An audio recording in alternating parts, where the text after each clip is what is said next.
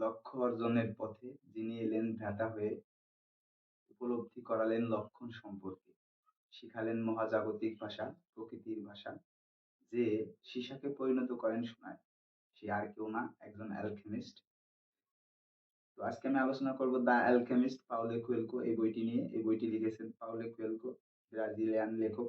এবং লেখক সম্পর্কে আমি প্রথমে একটা লাইন বলতে চাই যে এই লেখক যখন তার বইটা প্রকাশ করে তখন ১ম সপ্তাহে একবার সেল হয় এবং ৫ মাস পরে যে আরেক কপি সেল হয়। এবং ১ম কপি যে ব্যক্তি কেনে ওই একই ব্যক্তি ২য় বার এই একই কপি কেনে।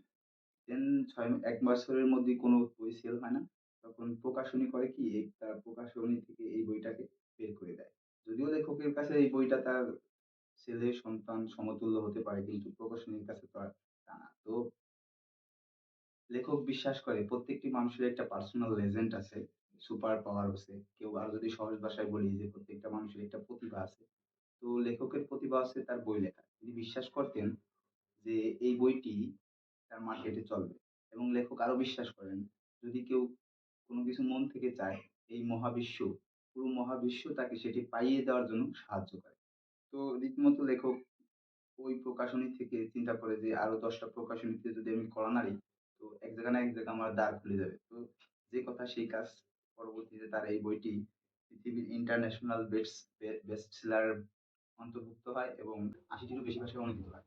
তো এটাই ছিল লেখকের গল্প। তো চলুন, চলুন শুরু করা যাক। ওকে, তো সান্তিয়াগো তার ভেড়ার পাল দিয়ে পরিত্যক্ত একটা গির্জায় ওঠে এবং যখন গির্জায় আসে তখন সন্ধ্যা নামে।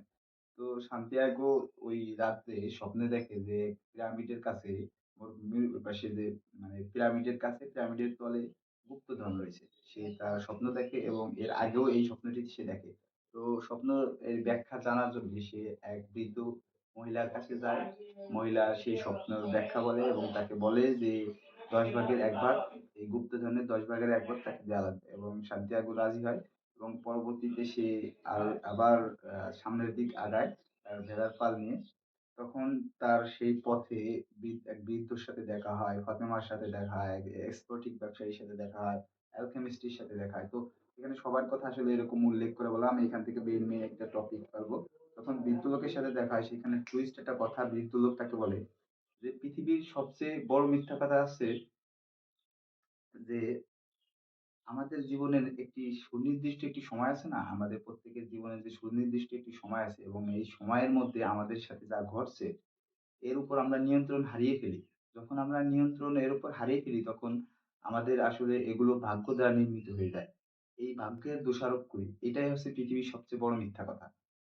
বৃদ্ধ ব্যক্তি বলে এবং পরবর্তীতে যেয়ে আরেকটা কথা ভালো লাগে যখন সে সেই আ সান্তিয়াগো তার স্বপ্নের লক্ষ্যে অর্জনের পথে যখন যায়, তখন ওখান থেকে আবার ব্যাক করতে চলে আসতে চায় আ ফাতিমার জন্য। কারণ এই মরুভূমিতে ফাতিমার সাথে ফাতিমা নাম করে এক মেয়ের সাথে দেখা হয়। তার প্রেমে পড়ে যায় সান্তিয়াগো এবং তাদের প্রেমও হয়। হ্যাঁ?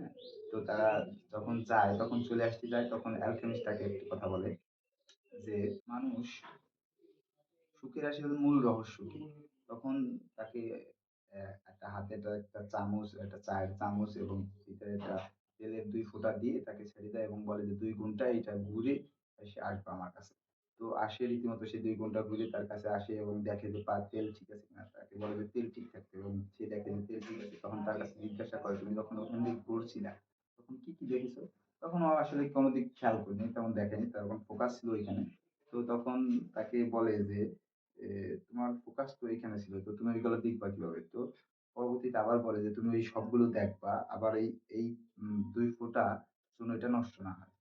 তো সে রীতিমতো আবার চারপাশে দেখতে যায় এবং তার ওইটা নিয়ে যায়। অবশিষ্ট ফাইনালি ২ টাই সে ঠিক রাখতে পারে। কিন্তু তেলটা গলিয়ে যায়। কিন্তু তখন তাকে বলে যে, "সুখের মূল রহস্য হচ্ছে যে পৃথিবীর সমস্ত বিস্ময়কর জিনিস দেখা এবং কখনোই চামচের ওই যে ২ ফোঁটা তেল দিছিল ওইটা কখনো সরে না যাওয়া। তার মানে হচ্ছে যে আপনার জীবনের যে মূল উদ্দেশ্য বা আপনার যে পার্সোনাল লেজেন্ড আছে সেটা আপনি পৃথিবীতে যাই করেন না কেন, যাই দেখেন না কেন, কিন্তু আপনার ওই পার্সোনাল লেজেন্ডটাকে ঠিক রাখতে হবে। মানে আপনার যে গোল, স্বপ্ন, ড্রিম আছে ওইটাকে ঠিক রেখে আপনি সবকিছু করতে পারবেন। ওকে?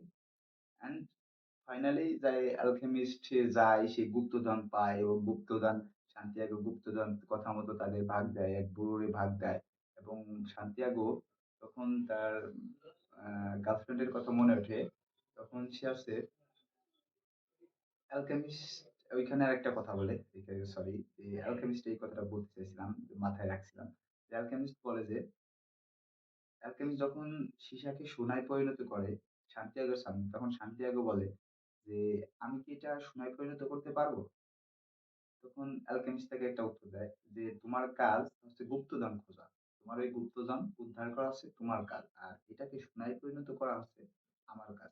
তার মানে হচ্ছে যে এই পৃথিবীতে আসলে সকলের কাজ কিন্তু সমান না। সকলের স্বপ্ন, সকলের অভিজ্ঞতা সবকিছু কিন্তু সবার সমান না। অতএব আপনার কাজ সোনা বানানো হতে পারে, আর আমার কাজ একটা ক্রিপ্টোকারেন্সি বানানো হতে পারে। ওকে?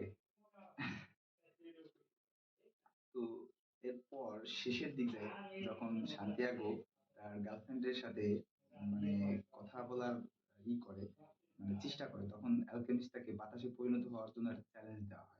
কিন্তু আসলে সান্তিয়াগো জানে যে আসলে এটা সে পারবে না। তখন অ্যালকেমিস্ট তাকে বলে, যখন একটা মানুষ তার লক্ষ্য নির্ধারণ করে, তখন সেই নির্ধারণ থেকে যদি বিচ্যুত করে, তখন একটা জিনিস তাকে বিচ্যুত করে, সেটা হচ্ছে তার না পাওয়ার ভয়।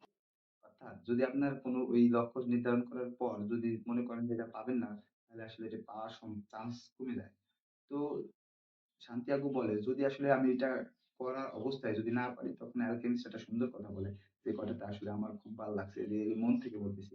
যে সে বলে যে, "তুমি যদি তোমার লক্ষ্য অর্জনের পথে মাঝপথে মৃত্যুবরণ করো, এটা হাজার, হাজার লক্ষ, লক্ষ কোটি, কোটি মানুষের চেয়েও ভালো যে যারা আরকি জীবনে কখনো লক্ষ্যই কি সেটা নির্ধারণ করতে পারেনি। তুমি তাদের চেয়ে ভালো।" তো এই কথাটা আসলে আমার খুব ভালো লাগছে যে এই পৃথিবীতেই অন্তত আমি তাদের চেয়ে ভালো যারা জীবনে লক্ষ্য সেট করিনি। আর আমি তো লক্ষ্য সেট করছি। অর্জন করতে পারবো কি পারবো না সেটা হচ্ছে পরের ডিসিশন। কিন্তু আমি লক্ষ্য আছে কিন্তু। ওকে?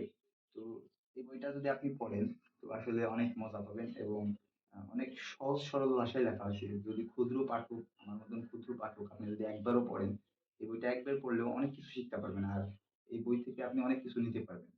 ঠিক আছে? আজকে এই পর্যন্তই থাকবে।